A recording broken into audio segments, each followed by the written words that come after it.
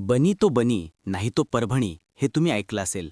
पण कालपर्यंत ज्यांना सत्तेबाहेर ठेवण्याची भाषा केली जात होती, आज बहुमतसाठी त्याच राष्ट्रवादीला आणि बेभरवशे म्हटलेल्या शिंदेसेनेला सोबत घेण्याची वेळ भाजपवर आली आहे.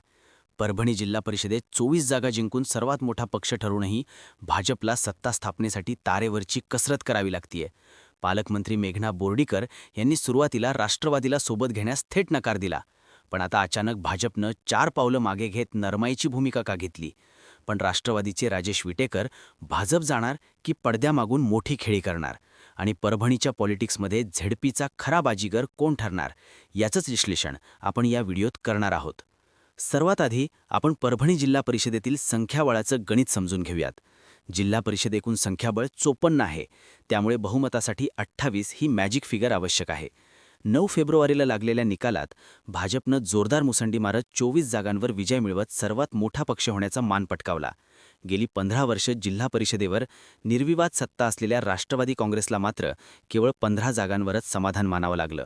उद्धव ठाकरेंच्या शिवसेनेला 6, एकनाथ शिंदेंच्या शिवसेनेला 5 आणि काँग्रेसला 3 आणि एका जागेवर अपक्ष उमेदवारानं विजय मिळवला. महापालिका निवडणुकीतील अपयशानंतर भाजपनं जिल्हा परिषद मिळवलेलं हे यश निश्चितच मोठं आहे. पण सत्ता स्थापन करण्यासाठी त्यांना अजून 4 सदस्यांची गरज आहे. पण इथेच तर भाजपची राजकीय कोंडी झाली आहे. त्यामुळे संपूर्ण जिल्ह्याचे राजकीय समीकरण बदलून गेलंय. निकाल जाहीर झाल्यानंतर लगेचच परभणी जिल्ह्याच्या पालकमंत्री आणि भाजपच्या नेत्या मेघना बोर्डीकर यांनी अत्यंत आक्रमक आणि स्पष्ट भूमिका घेतली होती. त्यांनी लगेचच जाहीर केलं की जनतेनं त्यांना स्पष्ट कॉल दिलाय, त्यामुळे राष्ट्रवादी काँग्रेससोबत जाण्याचा कोणताही प्रश्न उद्भवत नाही. गेल्या 15 वर्षात राष्ट्रवादीच्या सत्ताधाऱ्यांनी जिल्ह्याच्या विकासापेक्षा केवळ स्वतःचं घर भरण्याचं काम केलं. याच कारभाराला जनतेनं निकालातून पूर्ण विराम दिलाय. एवढंच नाही तर जिल्हा परिषदेत सत्ता स्थापन करण्यासाठी भाजप केवळ एकनाथ शिंदे यांच्या शिवसेनेसोबतच जाईल असंही त्यांनी स्पष्ट केलं होतं. राष्ट्रवादीला जिल्ह्याच्या राजकारणात काही स्कोपच न ठेवण्याची भूमिका बोर्डीकरांनी घेतली. मग बोर्डीकरांनी म्हटलं म्हणजे शिंदेसेना भाजपसोबत गेली असं नाही, कारण बनी तो बनी, नाही तो परभणी. पालकमंत्र्यांनी एकनाथ शिंदे यांच्या शिवसेनेला सोबत घेण्याची घोषणा केली असली तरी वास्तवात हे गणित जुळणं इतकं सोपं नाही. नुकत्याच झालेल्या निवडणुकांमध्ये परभणीच्या राजकारणात भाजप आणि शिंदेसेना यांच्यात कमालीचे मतभेद चव्हाट्यावर आले होते. भाजपनं शिंदेसेनेचे जिल्हाप्रमुख आनंद भरोसे यांच्यावर थेट आरोप करत त्यांना बेभरोसे म्हणून हिणवलं होतं. आता त्याच शिवसेनेच्या भरोश्यावर बोर्डीकर सत्ता स्थापनेचं गणित मांडत आहेत. मात्र राजकारणात कोणीही कायमचा शत्रू नसतो हेच खरं आहे. आज बहुमताचा आकडा गाठण्यासाठी त्याच आनंद भरोसे यांच्या दारात जाण्याची वेळ भाजपवर आली आहे. शिंदेसेनेचे 5 सदस्य सोबत आले तरच भाजपच्या सत्ता स्थापनेचा मार्ग सुकर होणार आहे. पण शिंदेसेना सहजासहजी पाठिंबा देईल अशी परिस्थिती नाही, कारण त्यांनाही सत्तेत आपला मोठा आणि सन्मानजनक वाटा हवाय. भविष्यात विधानसभेच्या जागांवरूनही या दोन्ही पक्षात ओढताण होऊ शकते. त्यामुळे आत्ता सत्तेचं योग्य वाटप करून घेण्याकडे शिंदेसेनेचा कल दिसतोय.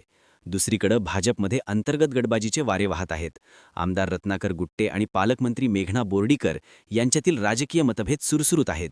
माजी आमदार रामप्रसाद बोर्डीकर आणि माजी आमदार सुरेश वरपुडकर यांच्यासारख्या दिग्गज नेत्यांच्या राजकीय चालींचा या सत्ता समीकरणावर मोठा प्रभाव पडणार आहे. अशातच आता भाजपच्या भूमिकेत या काही दिवसातच मोठा बदल झालेला पाहायला मिळतोय. कालच भाजपचे जिल्हाप्रमुख सुरेश भोमरे यांनी पत्रकारांशी बोलताना महत्त्वाचे आणि बोर्डीकरांपेक्षा वेगळी भूमिका मांडली. त्यांनी सांगितलं की वरिष्ठ पातळीवरून राज्याप्रमाणेच परभणीतही महायुतीचा धर्म पाळण्याचे आदेश आले. त्यामुळे आता केवळ शिंदेसेनाच नाही तर चक्क राष्ट्रवादी काँग्रेसलाही सोबत घेऊन सत्ता स्थापन करण्याची तयारी भाजपनं सुरू केली आहे. भाजपचा हा राजकीय युटर्न अत्यंत लक्षवेधी आहे. ज्या राष्ट्रवादी काँग्रेसला सत्तेबाहेर ठेवण्याची गर्जना पालकमंत्री मेघना बोर्डीकर यांनी केली होती, त्याच राष्ट्रवादीला सोबत घेण्याची भाषा आता पक्षाचे इतर नेते उघडपणे करत आहेत. यामागे केवळ बहुमताचा आकडा नाही तर राज्यातील महायुतीचं धोरण आणि स्थानिक पातळीवरील सुरक्षित राजकीय गणित कारणीभूत असल्याचं सांगितलं जातंय. शिंदेसेनेने ऐनवेळी वेगळी भूमिका घेतली तर सत्ता हातातून जाऊ नये म्हणून भाजपनं दुसऱ्या क्रमांकाचा पक्ष असलेल्या राष्ट्रवादी काँग्रेसला सोबत घेण्याचा सुरक्षित मार्ग निवडला असावा. यातच लातूरमध्ये राष्ट्रवादी काँग्रेसनं भाजपला दिलेल्या पाठिंब्याची परतफेड म्हणून परभणीत त्यांना सत्तेत वाटा दिल्या जाण्याची शक्यताही वर्तवली जाते.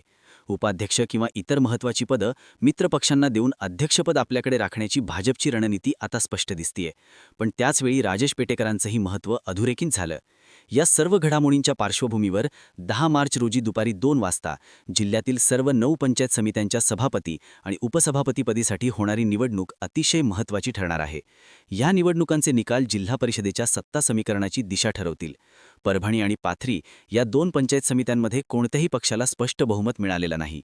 इथं मोठी चुरस पाहायला मिळेल. भाजपनं 9 पैकी 5 पंचायत समित्यांवर आपला झेंडा फडकवण्याचा दावा केलाय. त्यामुळे इथं कोण कोणासोबत येतं त्यावरूनच जिल्हा परिषदेचं गणित निश्चित होईल. यंदा परभणी जिल्हा परिषदेचं अध्यक्षपद अनुसूचित जातीसाठी राखीव ठेवण्यात आलंय. पुन्हा जिंतूर तालुक्याकडे अध्यक्षपदाचा जाण्याची चर्चा आहे. पण अध्यक्षपदासाठी इच्छुकांची संख्या मोठी असल्यानं पक्षांतर्गत नाराजी टाळण्याचं मोठं आव्हान भाजपसमोर असणार आहे. त्यामुळे अर्ज दाखल करण्याच्या शेवटच्या क्षणापर्यंत अनेक नाट्यमय घडामोडी पाहायला मिळू शकतात. भाजपच्या मित्रपक्षांसोबतच्या वाटाघाटी फिसकटल्या तर विरोधी पक्षांना एकत्र येऊन याची संधी मिळू शकते. जिल्हा परिषद अध्यक्ष राहिलेले आमदार राजेश विटेकर यांच्या राष्ट्रवादी काँग्रेसकडे 15 जागांचा भक्कम संख्याबळ आहे. त्यांना उद्धव ठाकरेंच्या शिवसेनेच्या 6 आणि काँग्रेसच्या 3 सदस्यांची साथ मिळाली तर हा आकडा थेट 24 वर जातो.